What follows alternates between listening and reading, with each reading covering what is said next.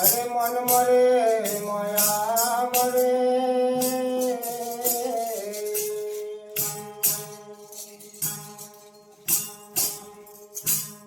મન મર ગયા શરીર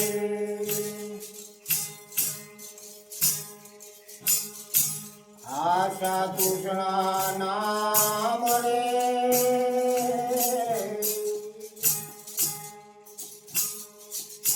થઈ ગયા સાહેબ કબીર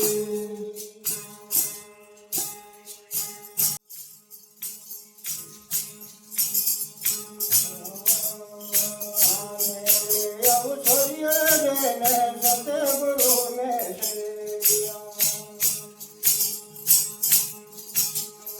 આને અવસર્ય જેને સતગુરુને સેવ્યા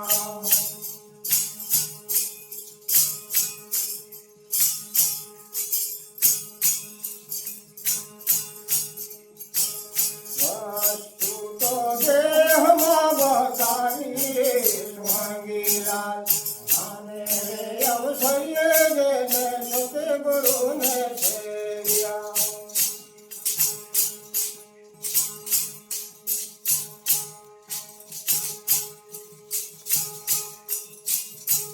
વસ્તુ તો દેહમાં બતાવી રે સુહાગીલાલ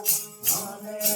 અવસર્ય જેને સતગુરુને સેવ્યા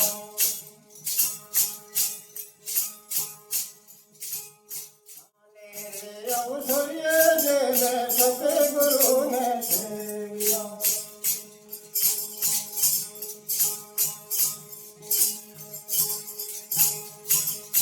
સદગુરુ કબીર સાહેબ વાણીની અંદરમાં આપણને સમજાવે છે કે આ અવસર મળ્યો છે મનુષ્ય અવતાર આપણને આ ભવસાગરની અંદરમાં મળ્યો ત્યારે સદગુરુ કબીર સાહેબ આપણને વાણીમાં સમજાવે છે કે અવસર એટલે આ જન્મ મનુષ્યનો મળ્યો છે તો સત્પુરુષને સમજી લેવા માટે ભક્તિ કરવી અને સદગુરુના જ્ઞાનને સમજવું જેથી કરીને આના અવસરની અંદરમાં જો ગુરુને સેવી લઈએ તો આપણને આના ભવસાગરની અંદરમાં આવરણ જાવરના ફેરા લખ 84ના બંધન યમરાજાના એક મારમાંથી બચવા માટે થઈને સદગુરુ કબીર સાહેબ આ મનુષ્ય જન્મને સુધારી લેવા માટે આ મનુષ્ય જન્મની અંદરમાં સદગુરુને ઓળખી લેવા માટે અને આ ભવચક્રમાંથી બચવા માટે લખ 84ના બંધનમાંથી છૂટવા માટે સદગુરુ કબીર સાહેબ આપણને વાણીમાં સમજાવે છે કે આના અવસરે જેને સદગુરુ સેવ્યા તો આના અવસરની અંદરમાં આ મનુષ્ય અવતારની અંદરમાં આપણે સદગુરુ ગુરુ કરવાના છે અને ગુરુ માધ્યમનું જ્ઞાન લેવાનું છે સાહેબ તો આપણને આ ભવચક્રમાંથી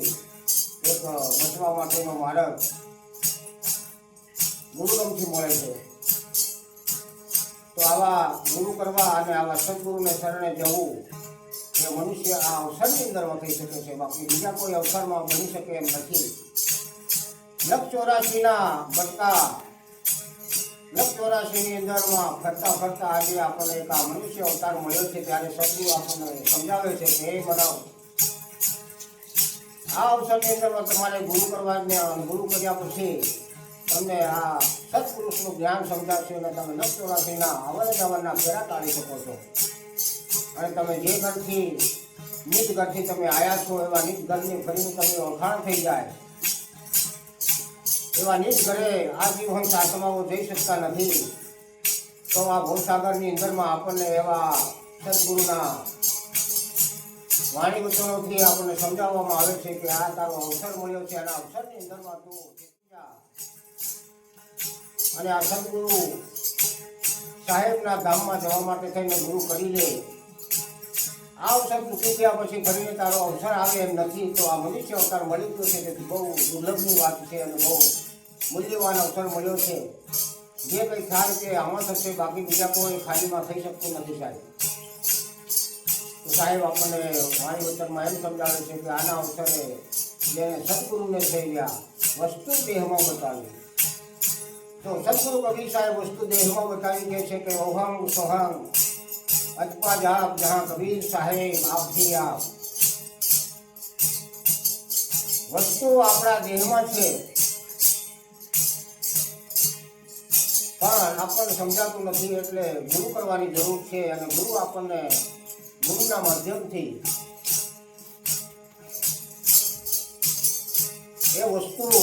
દેહમાં પડી છે એનું ભાન કરાવે છે, એનો અનુભવ કરાવે છે. તો આપણે એવા પારક ગુરુ, એવા અનુભવી ગુરુની જરૂર છે. ત્યારે આપણને એવા કોઈ અનુભવી ગુરુ મળી જાય, એવા પારક ગુરુ મળી જાય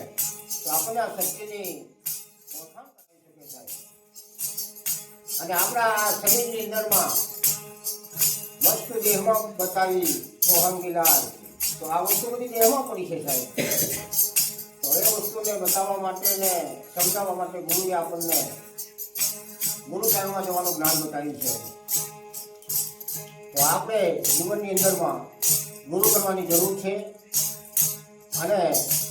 આ ભવચક્રમાંથી, લક્ષ 84ના બંધનમાંથી મુક્ત થવું છે. તો જો ગુરુ કર્યા હોય તો જ આપણને આ જીવનની અંદરમાં સાચી વસ્તુ આ દેહમાં ક્યાં છે અને શું છે તે સમજાઈ જશે. તો દરેક ભક્તજનોને મારી નમ્ર વિનંતી છે કે મનુષ્ય અવતાર આપણને મળ્યો છે ત્યારે આપણે ભક્તિ ભજન કીર્તન કરી લઈએ, પ્રભુને ભજી લઈએ, સાહેબને પામી જઈએ. એવા ભાવથી આપ સર્વેને મારી શ્રીવાન બંગી સાહેબ સતનામ સાહેબજી સાહેબ.